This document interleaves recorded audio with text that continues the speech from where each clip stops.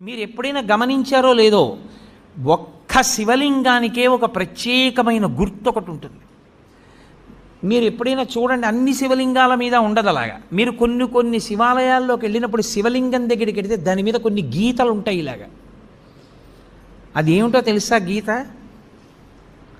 అలా గీత ఎందుకు ఉంటుందో తెలుసా ఎవరికైనా? అలా గీత ఉంటే దాన్ని బ్రహ్మసూత్రము అని పిలుస్తారు. అలా గీత ఉంది అంటే నీ అదృష్టం పండి నువ్వు అక్కడికి వెళ్ళావని గుర్తు. 1000 మాటలు ఓ శివాలయంలోకి వెడితే నీకు ఎంత ఫలితమో, అలా గీతలు ఉన్నటువంటి శివలింగం ఉన్న గుళ్ళోకి వెడితే అంత ఫలితం. విశేషమైన ఆరాధనీయమో అని గుర్తు. అలాంటి శివలింగం ఉన్న గుడిలోకి వెడితే తప్పకుండా మీరు మీ ద్రవ్యాన్నో, మీ బలాన్నో, మీ సంపత్తినో, మీ పాటనో, మీ పద్యాన్నో, మీ కష్టాన్నో అక్కడ వినియోగించాలి. శివలింగం మీద గీతలు కనపడ్డాయనుకోండి, బ్రహ్మసూత్రం ఉందనుకోండి, బయటికి వచ్చి కాళహస్తీశ్వర శతకంలో 2 పద్యాలు చదవాలి. బయటికి వచ్చి మీకు వచ్చిన శ్లోకాలు 2 చెప్పాలి. పాటలు వచ్చిన వాళ్ళైతే 2 పాటలు పాడాలి. బలం ఉన్నవాడివైతే పల్లకి పట్టుకోవాలి, లేదా గుడి కొంచెం సేపు తుడిచి వెళ్ళిపోవాలి. నీ దగ్గర డబ్బున్నవాడివైతే వెంటనే ఆ శివాలయంలో నువ్వు 100 రూపాయలు ఖర్చు పెట్టేవాడివి, బ్రహ్మసూత్రం ఉన్న శివలింగం ఉంటే 1000 రూపాయలు ఖర్చు పెట్టాలి. ఎందుకంటే నీ జన్మ పడ్డి అక్కడికి వచ్చావని గుర్తు.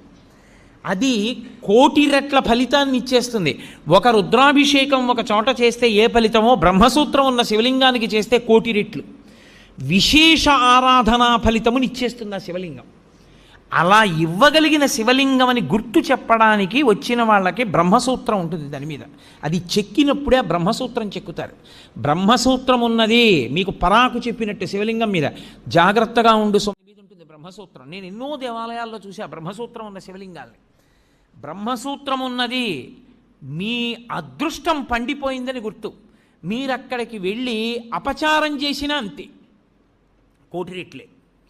మీరు అక్కడికి వెళ్ళి ఏమీ చేయలేదు, కూర్చొని శివ శివ శివ శివ అనుకుని వచ్చేసారు. శివ శివ శివ శివ 4 మార్లు మీరంటే 4 కోట్ల మార్లు మీరు శివనామం చెప్పారని వేస్తారు.